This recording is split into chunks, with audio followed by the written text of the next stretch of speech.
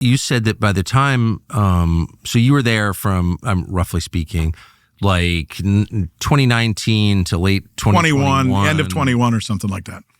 And then you come back in, say, 22 or 23. Correct. After the war begins. Yes. But by that point, you can't watch RT in the United States? RT is not available in the United States. It was totally banned. So the problem there, it's not really about Russia who owns RT or its agenda. It's about the United States, which has a Bill of Rights. The first right enumerated is the right to free speech, the right to see, hear, and say whatever you choose. Because that had already been gotten rid of. You're not a slave. You're a free man. So Correct. No one can control what I hear or what I think, right? Well, but Biden, how did they ban a TV network in the United States? Like, when did that happen? After the war in Ukraine, they decided that no one in the United States should have the right to understand the perspective other than the Ukrainian perspective. Therefore, RT, which was possibly going to share the Russian perspective, should not be allowed to continue to operate in the United States. But how did that happen? Like, they just put out an edict, I think. I think it went through the Treasury Department once again. But what happened, like... Your license is revoked and this particular entity is not allowed to operate. But what about civil liberties? Aren't Americans allowed to hear whatever they want to hear? Well, that's what I thought, right? Congress shall pass no law, freedom of speech, all that jazz. Where'd it go? But then Biden doubles down, right? And that do you want me to share the phone call? Yeah, I want to know everything. I mean, but I just want to set the context. This is pure craziness. And they can say, Russia bad, Putin agent, all they want. I don't care personally. But what they can't do is end the Constitution because that's not their right. It pre-exists their rule. And it will, I hope, endure after they're long gone. So, like, I don't really know the part where they ended the First Amendment. I don't really understand that. You know, it's really weird because if you watched my show, and many people did, and some Americans were watching the show because they'd, back channel it somehow through the internet or something. My show was very, very popular in Latin America, one of the most popular shows in Latin America, huge in India and in different parts of the world, because RT happens to be one of the most respected, journalistic networks, content creators in the whole world. It's a very viable, they put a lot of money and they've got a lot of smart people working there. And I think they generally do a pretty good job with their product. I will say this, I'm not allowed to watch it, so obviously I haven't seen it that much. As an American, It's forbidden for me to have those ideas or that information. But to the extent I have seen it, super interesting. Yeah. Super interesting. Yeah. It's not just news on a loop like the channels that we worked at are. It's like, here are the 8 stories of the day. We're just going to flog the shit out of them and you can't hear anything else. They have tons of interesting stuff. Yeah, and my show was not necessarily every day about the Ukraine war, nor was it about Putin, nor was it. It was U.S. politics. It was a little bit of India. It was about the South China Sea. We covered all the interesting things that were going on out there with interesting people from around the world who would love to come on and talk to us. And a lot of people found it invigorating and interesting to watch a perspective that was different than the normal perspective you get here in the United States all the time. I totally agree. And to hear an American perspective, which as an American you brought, is, I think, really cool and important. And it's good for us, and it's good for them, and it's good for just talking. And by the way, even if it's not good or you think it's not good, you're not allowed to get in the way of it, because that's against our Constitution, which is the basis of our civilization. So back off. A government is not allowed in this country, or so we're told, to tell us who we can work for, who we can watch, or what news entities can deliver news and which can't. So the people who built this country built it because they wanted freedom. One word, freedom. They wanted freedom from oppressors who forced them to buy overpriced tea, then blockaded them when they tried to dump it into the ocean. How'd that work out? Well, we built America in response. So it's time to throw your big overpriced wireless contract overboard to a new Tea Party. You don't have to pay $100 a month just to use a phone. Most people don't use that much in services, but they pay it anyway. Our cell phone company, Pure Talk, says no to those prices. With a qualifying plan, you can choose an iPhone 14 or a Samsung Galaxy for nothing, zero. You get premium service on America's most dependable 5G network. It only takes a minute to switch. We highly recommend it. No hassle, no gimmicks, just honest-to-goodness wireless priced right. So you get your iPhone 14 or Samsung Galaxy for nothing, $0 with a qualifying plan. Go to puretalk.com/Tucker. Visit puretalk.com/Tucker for details. America's wireless company. Look, man, I mean, I've got I've been a part of 2 Peabody Award-winning teams. I've got a DuPont. I've got 5 Emmys. I've interviewed 4 U.S. presidents. I've sat down with Fidel Castro and Mikhail Gorbachev, and yet there's not a single entity in the United States who seems to be interested in hiring me. Why? Well, now I would say, I mean, there may be a lot of reasons, but now that you've worked at RT, I think it's illegal to hire you, right? Yeah, it is. Yeah, it's something. So how long were you there?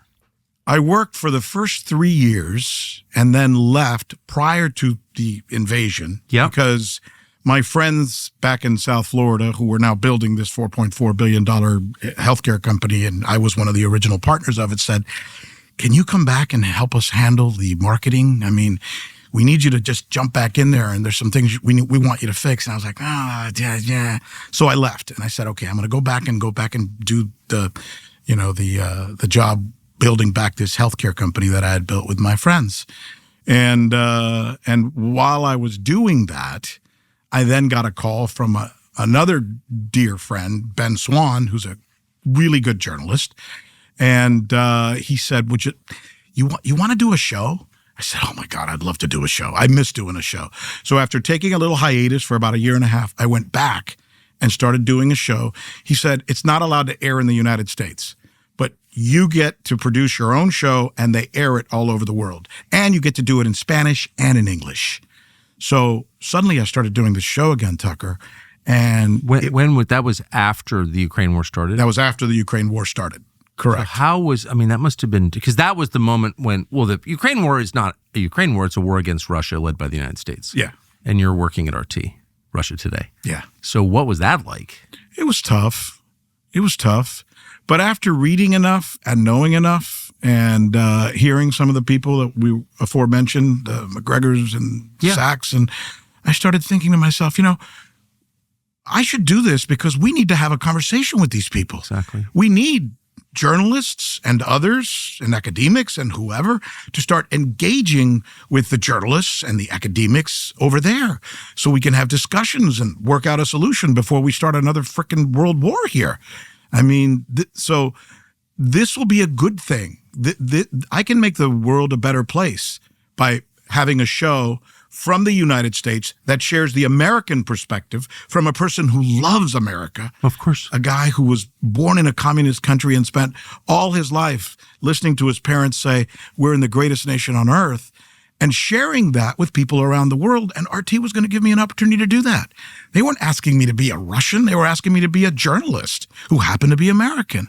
And why wouldn't I tell that kind of story? Well, I totally agree. And that's what we grew up with. I remember as a kid watching Phil Donahue interview Brezhnev in New York, surrounded in a studio. When Brezhnev would go to the UN, he would interview him. And here he was in the studio with all these women asking this man questions. I remember that was Phil Donahue. I remember Ted Koppel once a week having a Soviet reporter on. His name escapes me, but he became very famous at the time. Yes. And they would go back and forth and debate ideas. Suddenly, we're living in an era where our president hasn't spoken to their president for almost 4 years. This isn't right. It's lunacy, and we're so diminished by it, actually, and imperiled by it, I would say. I've had every thought that you've had. That's why I've been to Russia a couple of times for that exact reason. Yeah. As a proud American who's never leaving, doesn't have another passport, hasn't served in anyone else's military. I've never been to Russia. Right. Well, you should go. It's a wonderful place. Yeah. But it doesn't make me less American. I love my country more than anything. But anyway, the point is I can understand and empathize with and so strongly agree with everything you said. But I wonder for that first year or 2 years, the anti-Russian hysteria in the United States was at like a comical pitch. Like I don't think the U.S. Open put Russian names on the screen of the players. Like people were not allowed, Russians weren't allowed to compete in sports. It really became pretty evil, actually, I would say. But you signed back up with RT. Like, what was that like with people you know? Like, what did they say to you? I tried not to bring it up in polite conversation. It would get impolite really fast. It's like, you're doing what? People would ask me, I'd say, oh my God, Rick Sanchez, I grew up watching you on TV, in Miami and stuff, where I used to be on local television. And they say, so what are you doing now? I'd say, well, I'm doing a bunch of global stuff. It's like, because you just, unless the person happens to be, if I recognize that it's someone who's astute and has some kind of geopolitical observations or knows the world or is kind of smart, then I tell them and they go, oh, man, that's cool. That's great. But you just don't want to, have an argument with people during the day. So what did your kids say? They were perfectly fine with it. Oh, good. Yeah, Wonderful. They totally understood. We've taught them. Suzanne and I have really taught, well, she's a much better parent than I am, but I've done my part as well in making the kids understand that we live in a world where there's a lot of different opinions and a lot of different ways of looking at things. Right. So you couldn't talk to my kids and come away thinking, oh, they're liberal, oh, they're conservative, or they're this, or they're smart enough to understand and recognize things for what they are. Yes. And I think that's important. Well, it sounds like you've done a great job. I couldn't agree more. But She did. Was there? I believe you. Was there blowback though at all to your personal life? Yeah. Not to mention, you always felt like if ever you wanted to do something outside, or let's suppose Fox News would call, one of your colleagues would call and say, hey, Rick, we were thinking about inviting you because remember you used to talk about such and such, and they'd want to book you. And you'd think they were booking you for something, and you go, sure, I'd love to come on. And then all of a sudden you get that famous phone call that all bookers had to We're going in a different direction. Yeah, we changed the show. We're not going to do that story. And actually they found out that you work at RT. Of course. And now they're not going to have you on simply because you work in RT, which is so prejudicial. It's also so small-minded and childish. Like these are children who don't know anything about the world at all. Rick Sanchez, we want you to talk about the new elections in Mexico, but we're not going to get you on because you work at RT. What the hell does one thing have to do with the other? Well, of course. Thanks for watching our YouTube channel. We hope you'll subscribe to it. And by the way, you can hit the little bell on there and get notifications every time we produce a video. We hope you'll do that also.